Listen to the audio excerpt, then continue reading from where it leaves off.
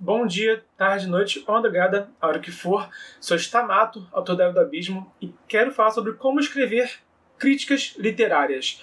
Isso foi um pedido de um espectador, tá? Então, se você também tiver qualquer sugestão, qualquer dúvida, qualquer crítica, eu tô aqui para realmente estabelecer um diálogo, tá? Uma via de mão dupla entre eu e você. Então, é um assunto assim que foge um pouquinho da produção literária, né? Mas que está totalmente ligada ao mercado editorial e que eu acredito que também pode ajudar muito aos escritores. Eu já falei em outros vídeos sobre como que eu acho que é importante a gente escrever mais de um assunto e como ajuda a um escritor, né, melhorar sua percepção sobre a leitura, logo sobre a escrita, quando você escreve e resenha, escreve uma crítica literária e faz uma resenha literária, né, sobre os livros que você gosta. Isso te força a dar um olhar mais aprofundado. Então, seja você um escritor, tá, ou um blogueiro, eu vou falar aqui os tópicos que eu sempre procuro explorar quando eu escrevo uma crítica literária. Já escrevi para mais de um canal já, mais de um site sobre crítica literária, continuo publicando minha opinião aqui no canal também, no Instagram, sabe? Então, assim, eu realmente fui desenvolvendo meu método de crítica, eu fui ficando engessado, repetitivo, e aí quando eu comecei a buscar ir além do que eu sempre fazia, eu comecei a ver assim, alguns elementos que eu posso falar sempre, mas ainda assim de uma forma autêntica, né, a cada livro que eu for criticar. Então confere até o final desse vídeo e se você achar que ele merece o seu like, clica no joinha. Se você quiser mais conteúdo como esse, se inscreve e ativa o sininho. E se você quiser também, se você conhecer alguém que pode se beneficiar com esse conteúdo, envia na rede social. Então vamos lá. Quando eu começo a escrever uma crítica, eu já boto assim os tópicos que eu vou desenvolver ao longo do texto. A primeira parte é muito fácil. Você basicamente bota ali a sinopse daquela história e o sobre o autor. E eu sempre adapto esses dois textos, eu não copio e colo. Até porque questão de internet, tá? O Google ele não gosta que você copie e cole textos que já existem. Tá? Ele percebe que você está só repetindo algo que já foi dito e ele faz com que ele considera o seu texto menos relevante. E até para você ter exercitar sua escrita, eu sempre pego e eu sempre resumo e troco algumas palavras, troco a ordem de palavras nesses dois tópicos. A bio do escritor, né, quem foi que escreveu, e a sinopse daquela história. Então isso é para você situar, né, o seu leitor. Que livro é esse, tá? E quem escreveu? São os tópicos assim mais simples. Você vai lá, copia e cola do Google e aí você revisa, modifica as palavras para você também deixar mais sucinto. Às vezes tem escritor que tem biografia que é a página inteira, eu boto no máximo 5 linhas, sabe? Não tem por que ficar também dando todo o currículo do escritor. E aí você faz o jeito que fica melhor para o seu texto.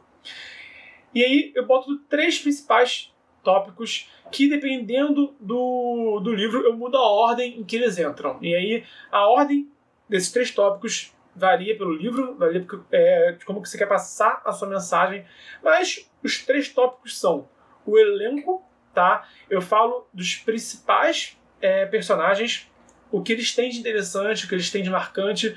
Então eu dou assim, a descrição assim, inicial de quem são aqueles heróis, vilões, aqueles personagens da história, ou criaturas mais relevantes, né? Se for um livro de terror, por exemplo, pode ter uma figura meio misteriosa, mas eu dou assim, eu não dou spoiler, tá? Na crítica. Então bota realmente os primeiros elementos que o escritor vai encontrar daquele personagem, aquela coisa que ele vai descobrir de imediato. Não fala que Luke e Leia são irmãos. A gente sabe isso hoje, né? Mas Luke e Leia serem irmãos foi um grande spoiler lá nos anos 80, né, com Star Wars, sabe? Então, para quem não faz ideia do que é Star Wars, chegar e falar Luke e Leia são irmãos pode ser um spoiler, tá? Então pensa nisso. como apresentar o elenco sem dar spoiler. Pensa nas primeiras informações que o escritor forneceu para o leitor e foca nelas. E fala como que ele cria aqueles personagens que são os mais importantes. Além do elenco, eu sempre falo sobre o cenário em que a história se passa. Seja um mundo fictício, seja um mundo real. Então, exemplo, os livros do Caldela, da trilogia Tormenta, se passam em Arton, que é um mundo de fantasia medieval. Os livros da Renata Ventura se passam, o primeiro livro dela, que é Arma Escarlate, se passa no Rio de Janeiro da década de 90. E isso é relevante para a história. Então eu dou um contexto. Mostra o morro do Dona Marta, mostra a visita ao Papa, passa ali pelos Arcos da Lapa, passa pelo Cristo Redentor, né? Então, eu falo o que tem de relevante naquela história. Porque só falar que passa, por exemplo, em Paris, sabe? Eu penso na Torre Eiffel, ponto final. Mas eu acho que a história não é inteira ali com a Torre Eiffel ao fundo. Tanto quanto o Rio de Janeiro não é a história inteira com um Cristo no fundo, sabe? Eu faço assim porque o Cristo é pequenininho, tá? Quem vê assim na rua, ele parece que é pequenininho. Você vai lá e ele é enorme, mas é outra história. Mas até o Rio de Janeiro, sabe? Tem tanta coisa a ser explorada. Por exemplo, eu tô lendo um livro que é o Gótico Suburbano do Redijan. E aí, é Rio de Janeiro, tá? É subúrbio carioca, mas é outra pegada do Rio de Janeiro. Não é o cartão postal do Rio de Janeiro, mas é aquele Rio de Janeiro raiz, sabe? Então eu tô dando aqui alguns exemplos de como que eu posso explicar que cenário, aonde essa história se passa, tá? Então, eu sempre falo isso, que por mais que possa parecer algo óbvio, Rio de Janeiro, Salvador, Paris, sabe? Nova York, ainda assim, eu acho que se o escritor foi tão raso ao ponto de falar Rio de Janeiro, Nova York, é tão raso isso que eu acho que eu nem faria uma crítica desse livro, sabe? Porque já mostra que ele não se aprofundou no cenário. Um livro bem escrito sabe usar o cenário que ele apresenta. Então, já que o escritor se esforçou para apresentar um palco, né, interessante para a história, também é muito justo que os críticos literários também deem uma atenção ao que ele apresentou, tá? E o terceiro ponto é a narrativa, que é como que ele conta a história. E tanto quanto, cara, um cenário que é Rio de Janeiro pode ir muito além do que só Rio de Janeiro, né? Um romance, até mesmo uma boa e velha jornada do herói, tá? Pode e deve ter diferenciais na forma como narra sua história. Por exemplo, o Senhor dos Anéis é, em suma, uma história de guerra. O Tolkien batalhou em guerra, sabe? Então ele traz... Ele é muito... Ele é zero Jornada do Herói, tá? Quase zero Jornada do Herói. Tem ali algumas coisas da recusa, do chamado, né? Mas eu acho que o Tolkien faz aquilo muito mais de forma intuitiva do que de forma calculada, como muitos fazem hoje em dia. Mas o grosso da história é uma história de guerra, sabe? Uma história de batalhas, de reinos, de exércitos marchando, de heróis batalhando e sobrevivendo à guerra. Então isso é um diferencial na narrativa do Senhor dos Anéis. Um outro exemplo eu estou lendo aqui pretendo também, eu citei aqui o Gótico Urbano do Redijan, mas tem também o Somos Ninguém, da Cindy Dalila. Esses dois livros que eu citei agora, eles são contos. Então isso, de novo, influencia em como a história é construída. No caso, contos são várias histórias que podem ou não podem ter conexão. Outro exemplo é a Deusa no Labirinto, da Karen Soares, que remete muito à questão da tragédia grega. Então, de novo, é um romance, tá? É uma prosa, mas ao dialogar com os clássicos gregos, né, com os mitos gregos, ela consegue ser muito mais autêntica na narrativa dela, porque se fosse só apenas uma jornada do herói, tá, que se passa num reino que faz referência a Roma, a Grécia Antiga, sabe? Então, enfim, procura observar como o escritor narrou aquela história e apresenta isso também na sua crítica. Próximo ponto é o diferencial daquela história. Cara, se você gostou de uma história, ela teve um diferencial, sabe? Todo livro que eu citei aqui tem um diferencial. Eu não vou nem voltar eu não vou nem me aprofundar a cada um desses livros, tá? Que eu já citei aqui. Mas pensa nisso. O que esse livro tem de destaque? O que essa história tem que os outros não têm? Tá? O que tem de singular? O que tem de... Eu não diria que é único, tá? Mas de destaque, sabe? Qual que é o diferencial? Exemplo disso tem um filme que é Amantes Eternos, com a Tilda Swinton e o Loki. Fugiu o nome dele agora. Tom Hiddleston. Tantos tons, né? Tom Holland, Tom Hiddleston que eu confundo. É Tom Hiddleston, que é o Loki. Esse é um filme que é uma história de vampiro, mas que não tem, assim, início, meio e fim. Apenas está narrando um trecho de uma vida eterna daqueles personagens, sabe? Então, isso de meio que pegar uma história que já está em andamento e também que não se conclui do sentido clássico, né, que a gente está acostumado, torna esse filme tão único, tá? Tão singular. Então, essa, na minha opinião, esse é o diferencial desse filme. Para não ficar aqui repetindo os livros que já citei, tá? Então, pensa nisso. Qual é o diferencial? O que esse escritor, né, ou se estiver falando de quadrinhos, esse quadrinista, game designer, etc., o que esse contador de história acrescentou nessa narrativa que você não vê em outros lugares, ou você viu sendo feito de uma maneira que te cativou, tá? Próximo tópico é os problemas desse livro, filme, etc. Cara, eu acho que é justo falar que nada é perfeito. Simples assim, tá? Até quando eu não cito os defeitos, eu estou conscientemente optando por omitir os defeitos, porque não é o foco daquele momento. Só por isso. Mas, cara, é justo com o seu leitor, tá? Com o seu público, e também é justo com o escritor que escreveu aquela história, que a gente aponte o que teve de problemático, né? O que teve de imperfeito naquela narrativa. Eu posso citar até mesmo um livro que eu adoro, o que eu já citei, a Karen Soarelli, da Deus no Labirinto. Eu acho que o Doc é um Goblin. Eu acho que aquele cara vai ficando muito pouco aprofundado. Isso é uma coisa que eu espero que a Karen dê mais atenção futuramente. O Doc tem potencial para ser um personagem bem interessante, mas ele acaba sendo um plot device, tá? Ele é uma ferramenta da narrativa e ele é meio que o companheiro da heroína, que é a Gwen, tá? Mas eu sinto isso, e eu sinto também que teve um outro personagem de outro livro, da Joia da Alma, que também ficou pouco explorado, sabe? Então eu acho que a Karen ela desenvolveu muito bem a Gwen, desenvolveu muito bem o Christian, a Verônica, que são assim, os principais da história. Tá? Nesse livro do Labirinto tem também a Esmeralda, que é uma sereia que foi muito bem elaborada, tá? Mas quão bem ela elabora alguns, eu sinto que alguns poderiam ser melhor elaborados. Então, assim, tem aqui um exemplo, tá, de uma questão que eu senti lendo até o livro que tá assim, no meu top 10 livros favoritos. Então, cara, nada é perfeito. Não existe história perfeita. Procure também os defeitos em tudo que você experimenta na sua vida, para você realmente ter consciência do que você está consumindo, né? E do que você está também se inspirando, no caso de narrativa. Fala ali. E, sei lá, cara, eu acho que se tem tantos defeitos ao ponto de que o parágrafo de defeitos é gigante, eu acho que não vale nem a pena criticar esse livro, sabe? Minha opinião de Mero Mortal. Mas ali, 3 linhas, 5 linhas falando que nada é perfeito na vida, acho que é muito justo. Eu não faço o próximo tópico, mas se você quiser fazer, eu acho que pode ser interessante.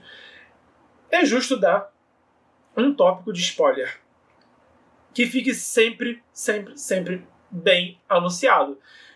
Sempre vai ter um leitor que vai começar a ler você pelo texto atual, tá? Pelo livro atual, pela resenha atual. Então não conte que todo mundo já sabe que você faz algo que está ali acontecendo. Seja sempre esclarecido.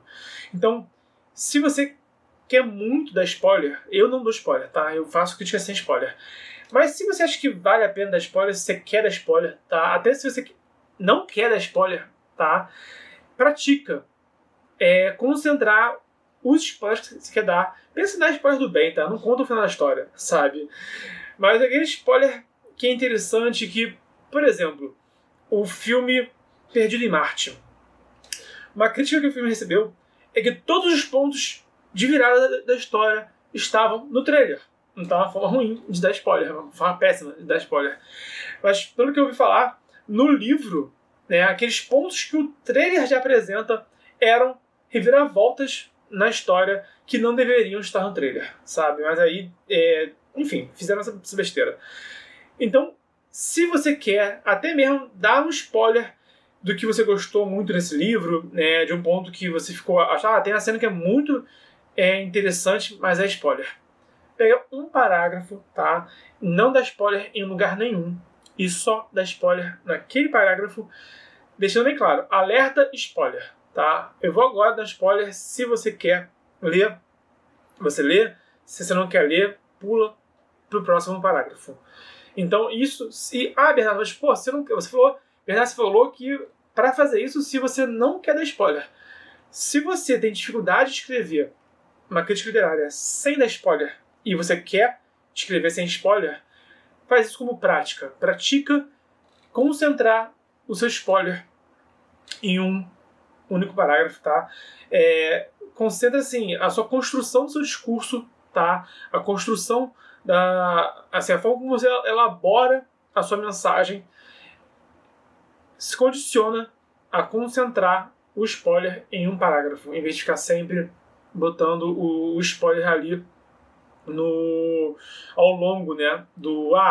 Vai descrever o elenco, dá spoiler. Vai descrever o cenário, dá spoiler. E é realmente difícil você escrever sem spoiler, tá? Não é fácil, não. Então, a dica é essa. Você querendo expurgar o spoiler da sua crítica, pratica isso até você se acostumar a não dar o spoiler. Você querendo dar spoiler, eu recomendo que você concentre o seu spoiler em um parágrafo, tá? Em vez de ficar botando vários spoilers ao longo do texto. E para fechar, o penúltimo parágrafo é o público-alvo desse livro. Fala, você pode gostar desse livro se você for esse tipo de leitor. Isso pode ser bom, isso pode ser ruim para o livro. Porque tem livros que todo mundo pode ler, né? Tem livros que nem todo mundo pode ler. Mas, por exemplo, Game of Thrones, sabe? Quem quer uma história com um final feliz não deveria ler Game of Thrones, por exemplo, sabe? Por outro lado, os livros de Warcraft, eu acho que é um livro que só é interessante para quem gosta de ler e gosta de Warcraft. Se você não conhece Warcraft, eu não recomendo que você leia os livros de Warcraft, não são divertidos para quem não for fã da franquia, tá? E se você é fã de Warcraft e não gosta de ler, não acho que é uma leitura que vai realmente despertar o seu interesse. É bacana, tá? Mas assim, se você gostar de leitura e gostar de Warcraft, então já mostro para quem esse livro se destina. E isso é bom para o seu leitor, porque o que você vai recomendar um livro para alguém que não gosta daquele tipo de livro, sabe? Então, você evitar que um leitor compre um livro que ele não iria gostar de ler é uma forma de ajudar esse leitor, tá?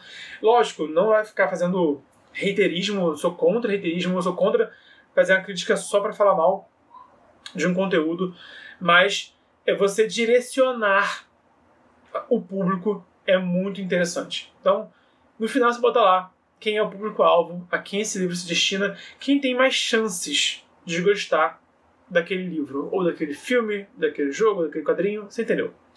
Então, o público-alvo é o meu penúltimo parágrafo. Por fim, falei pra caramba, eu falo a minha conclusão, tá? Aí é algo mais pessoal, até mesmo a minha visão. Eu sempre escrevo em minha pessoa, eu sempre deixo claro que é a minha opinião individual, tá? Mas fica estranho, fica solto quando um texto não tem uma conclusão, sabe? Então, eu encerro com a clássica conclusão de qualquer texto, né? De qualquer dissertação. E aí, varia. Eu posso falar o que eu achei, eu posso falar algo sobre o escritor, eu posso falar algo sobre esse livro, enfim, aí realmente eu, Bernardo, tenho dificuldade de concluir, na verdade, assim, bem sincero com você, é um desafio para mim concluir textos, então nessa hora é realmente muito mais no improviso, eu vejo uma forma interessante de fechar aquele pensamento, mas dando essa sensação de completude, tá? De conclusão para o leitor. Então, recapitulando, para encerrar, quando eu escrevo uma crítica literária, tá? De forma que não falte nada para o leitor, nem para mim, enquanto estou analisando aquela obra. Os tópicos são a sinopse, a bio do autor, o elenco, o cenário, a narrativa, o diferencial, os problemas, o spoiler. Esses dois são opcionais, tá? Eu acho que são os que fazem menos falta. Bernardo, ficou um texto gigante, tem que cortar algo. Pensa em cortar os spoilers e ou os problemas que você viu. Público-alvo e conclusão. Cara, 10 tópicos. Se você botar 3 linhas para cada um deles, já vai ficar já um texto enorme já, tá? Então, sinopse, bio, elenco, cenário, narrativa, diferencial, problemas, spoilers, público-alvo e conclusão. Lista esses tópicos e procura falar de um pouquinho de cada um deles. Você vai passar 5 linhas, 10 linhas no tópico que for mais interessante para você, isso é natural, tá?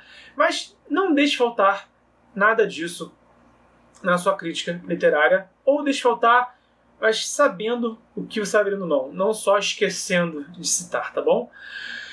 Por hoje é isso. Se você gostou do conteúdo, clica no joinha, se inscreve e ativa o sininho e compartilha na rede social. Estamos no desafio 366 dias de escrita. É vídeo sobre escrita criativa, mercado editorial e cultura pop sob o olhar de escritor todo dia de 2020. Então, até amanhã.